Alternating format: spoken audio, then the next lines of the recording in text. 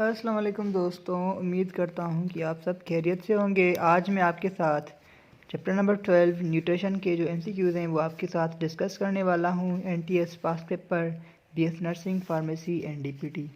तो हमारा पहला क्वेश्चन है, why do some roots have root hairs. जो रूट में रूट हेयर्स हैं वो क्यों होते हैं, उनका फंक्शन क्या है। A for the maintenance of temperature of the cell shape, B increase the surface area of cell, बिल्कुल ये ऑप्शन करेक्ट है। To increase the volume of cell shape, to provide place for cell nuclei, या E to allow movement of soil particles. इसका जो correct option है वो है B, to increase the surface area of cell. Cell की surface area को बढ़ा देते हैं रूट हेयर्स, जैसे कि वाटर की जो एब्जॉर्प्शन हो वो ज़्यादा से ज़्यादा हो। Question number 2, chemosynthesis is a kind of nutrition require. Chemosynthesis जो एक न्यूट्रिशन की टाइप है वो क्यों रिक्वायर होती है, उसमें कौन से रिक्वायरमेंट होते हैं। उसमें जो रिक्वायर होते हैं इनऑर्गेनिक कंपाउंड्स होते हैं। इनऑर्गेनिक कंपाउंड्स में हमारा वाटर आ गया, मिनरल्स आ गए, सही है। और ऑर्गेनिक तो नहीं होते हैं, एनी काइंड ऑफ कंपाउंड बिल्कुल नहीं। लाइट तो होती है लेकिन वो कंपाउंड नहीं होती है, वो as a by product due की। Sundew is an example of, sundew जो है किसकी एग्जाम्पल है, वो एक ऑटोट्रॉफिक प्लांट है, पैरासिटिक प्लांट है, सेप्रोट्रॉफिक प्लांट है, कार्निवरस प्लांट है, या ई एक्सटेंट प्लांट। इसका जो करेक्ट ऑप्शन है वो है D, carnivorous plant. Sun dew जो है वो एक कार्निवरस प्लांट है। Question number 4, nutritional deficiency, vitamin D deficiency result in softening of bone, this disease in children is called. उसे हम क्या कहते हैं, उसे हम क्या कहते हैं, रिकेट्स कहते हैं। और ऐसा भी कभी कभी आता है कि चिल्ड्रन के जो बोन्स हैं वो सॉफ्ट हो जाते हैं, वो कौन सी विटामिन की कमी की वजह से सॉफ्ट हो जाते हैं, वो होता है रिकेट्स की वजह से। ये एनटीएस में आया था, एनटीएस 2016 में। Question number 5, dash dash continuously change the kind of plants and animal. वो कौन से किस्म के प्लांट एंड एनिमल्स हैं जो कंटिन्यूसली अपने आप को चेंज करते रहते हैं। वो होते हैं प्रेडिएशंस, बी सक्सेशंस, सी सिम्बायोस, बी पैरासाइटिज्म, ई ग्रेजिंग। वो जो पैरासाइट होते हैं वो अपने जो पोजीशन को हर बार चेंज करते रहते हैं, तो इसका करेक्ट ऑप्शन है वो है डी, पैरासाइटिज्म। क्योंकि जब एक होस्ट पर वो अटैक करते हैं, जब तक वो होस्ट लिविंग होता है तब तक वो वहाँ पर रहते हैं, और जब वो नॉन लिविंग हो जाता है तो वो उसको छोड़कर किसी और पर अटैक कर देते हैं। अभी ये थोड़ा डिफ़िकल्ट लेवल का क्वेश्चन है, थोड़ा समझ लें इसको।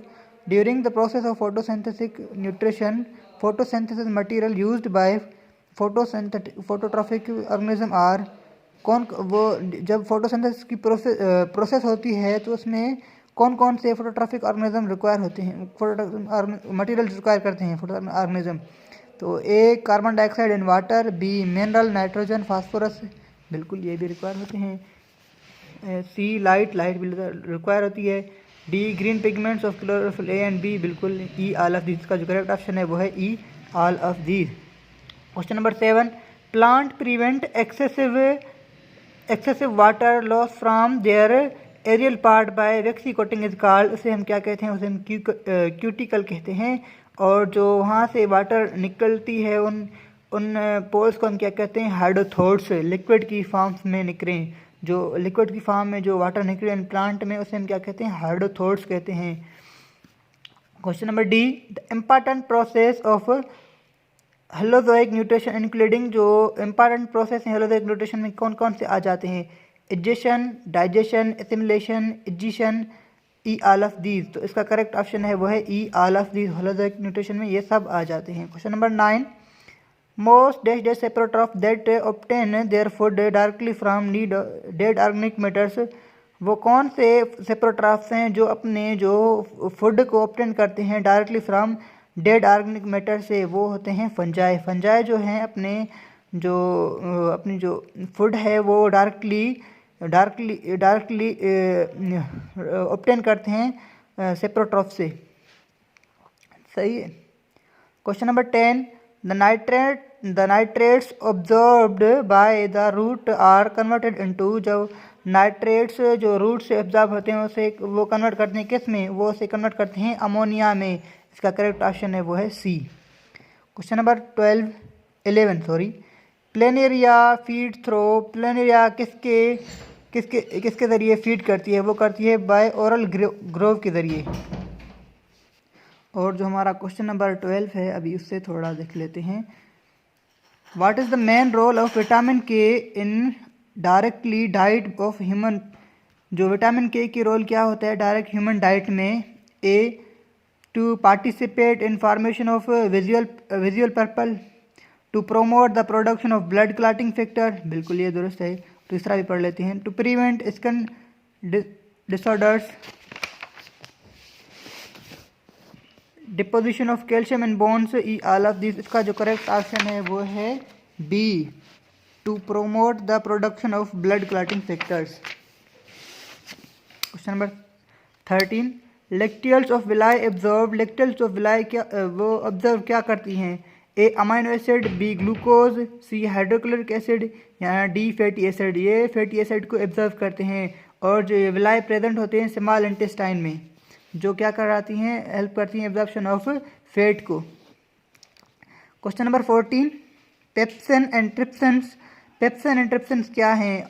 Are both secreted with acid digestive juices, B both secreted by pancreas, C breakdown of protein into amino acid. जी बिल्कुल ये ऑप्शन दुरुस्त है। डी पढ़ लेते हैं, are specific enzymes releasing peptide and polypeptide chain. इसका जो करेक्ट ऑप्शन है वो है C, breakdown protein to amino acid.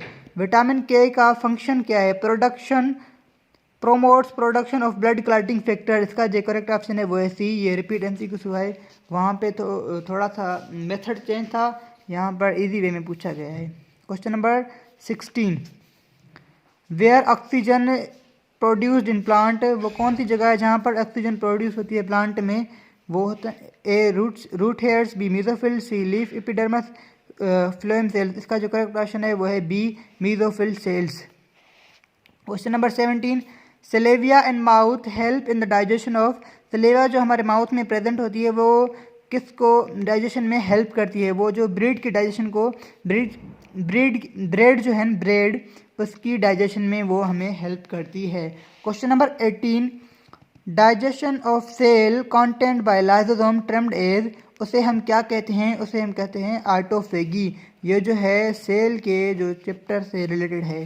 तो इंशाल्लाह सुबह मैं आपके साथ सेल के जो एमसीक्यूज हैं वो आपके साथ शेयर करूंगा, और सैटरडे वाले दिन ना मैं आपके साथ एक मॉक टेस्ट शेयर करूंगा जो आपको हेल्प करेगी जो संडे वाले दिन आपका टेस्ट है उसमें।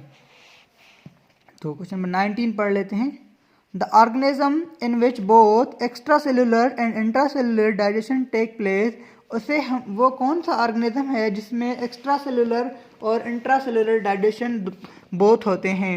ए hydra, B amoeba, C paramecium, D planaria. इसका जो करेक्ट ऑप्शन है वो है डी प्लेनेरिया। प्लेनेरिया में ना जो बोथ एक्स्ट्रा और इंट्रा सेलुलर डाइजेशन दोनों होते हैं। Question number 20, which parasite can not survive in artificial media, वो कौन से पैरासाइट हैं जो आर्टिफिशियल मीडिया में ग्रो नहीं करते हैं? वो हैं एंडोपैरासाइट। एंडोपैरासाइट जो है आर्टिफिशियल मीडिया में कभी भी ग्रो नहीं कर सकते। Question number 21, alpha cell of pancreas secrete, alpha cell of pancreas क्या सीक्रेट करते हैं? वो सीक्रेट करते हैं ग्लूकागॉन। ग्लूकागॉन जो है अल्फा, जो पेंक्रियाज में अल्फा सेल सीक्रेट करते हैं ग्लूकागॉन, और बीटा सेल क्या सीक्रेट करते हैं? इंसुलिन। ये एमसीक्यूज याद कर लें, ये एमसीक्यूज रिपीटेड एमसीक्यूज हैं जो एनटीएस में बार बार पूछे जाते हैं। Question number 22, A person with insufficient iron in his body, एक person may be become anemic because, एक पर्सन है जिसके बॉडी में आयरन की डिफिशिएंसी हो वो एनेमिक बनता है, क्यों? A not enough oxyhemoglobin formed in the liver, b iron is used as a building of hemoglobin, iron is making fibrogen, iron enhance blood production। इसका जो करेक्ट ऑप्शन है वो है A, not enough oxyhemoglobin formed in liver। तो question number 23, why vitamin B thiamine is important in the human diet, जो vitamin B है वो human के डाइट में क्यों इम्पोर्टेंस रखती है? It act as a hormone, क्या वो हार्मोन की तरह काम करती है? It act as a antigen, it act as a coenzyme, it has structural function. इसका जो करेक्ट ऑप्शन है वो है C, it act as a coenzyme. Question number 24, the part of digestive system that does not secrete any enzyme. वो कौन सा part है digestive system का जिसमें कोई भी एंजाइम सीक्रेट नहीं होता है? A buccal cavity, B esophagus, D C stomach, D small intestine. जो इसोफेगस में हमारी कोई भी डाइजेशन नहीं होती है और ना ही उसमें कोई एंजाइम सीक्रेट होता है। Question number 25, vitamin D deficiency cause, vitamin D की डिफिशियंसी क्या काज कराती है? ऑस्टोक्लेशिमिया इन चिल्ड्रेन, बिल्कुल दुरुस्त। रिकेट्स इन एडल्ट, बिल्कुल सही। रिकेट्स इन चिल्ड्रेन, बिल्कुल सही। D all of these. इसका जो करेक्ट ऑप्शन है वो है D all of these. About the stomach, stomach के मुताबिक ऑक्जेंटिक सेल प्रोड्यूस पेप्सोनोजन, पेप्सोनोजन नहीं, ऑक्जेंटिक सेल जो प्रोड्यूस करते हैं वो करते हैं HCl। चीफ सेल क्या प्रोड्यूस करते हैं? चीफ सेल प्रोड्यूस करते हैं पेप्सोनोजिन। तो ये दोनों ऑप्शन तो गलत हो गए। तो ऑप्शन नंबर सी को देखते हैं। ग्लोबल सेल प्रोड्यूस म्यूकस, बिल्कुल दुरुस्त। Villi are present in small numerous numbers, नहीं, वो स्मॉल नंबर्स में प्रेजेंट होते हैं लेकिन बहुत ज़्यादा मकदार में। कहाँ पर? स्मॉल इंटेस्टाइन में। Question number 27, cows can digest cellulose through enzyme. Cellulose produced by, जो गाय है वो सेलुलोज को डाइजेस्ट करती है और सेलुलोज कहाँ से प्रोड्यूस होता है? A intestinal cell, B gastric cells can not be digested, D bacteria living symbiotic in their gut. इसका जो करेक्ट ऑप्शन है वो है डी।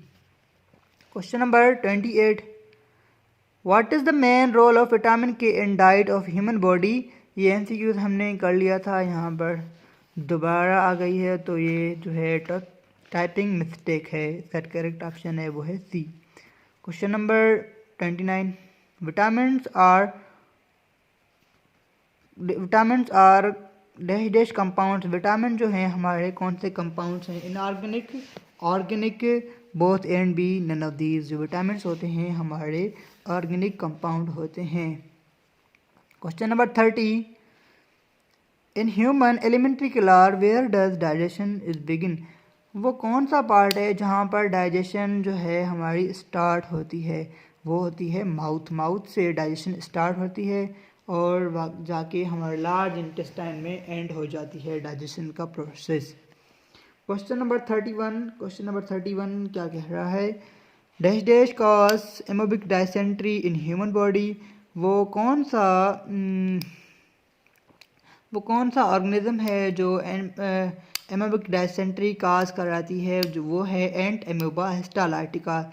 ये भी आया था NTS 2019 में, जब आप BS नर्सिंग के MCQs ओपन करके देखेंगे या आप अपने किसी भी जो आपका रिलेटिव हो तो आप उससे पूछ सकते हैं कि ये आपके MCQs में आया था या नहीं।